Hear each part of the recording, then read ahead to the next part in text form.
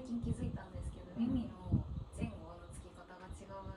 前後のつき方。なんか位置が違う。どっちかが前に出て後ろになってるのあがー、はいはいはいはい歪んでるのかもしれなくて、で、ここの高さが違うっていうのと、輪郭の輪郭。角度が違ったりとか、全部全部ですね。はい。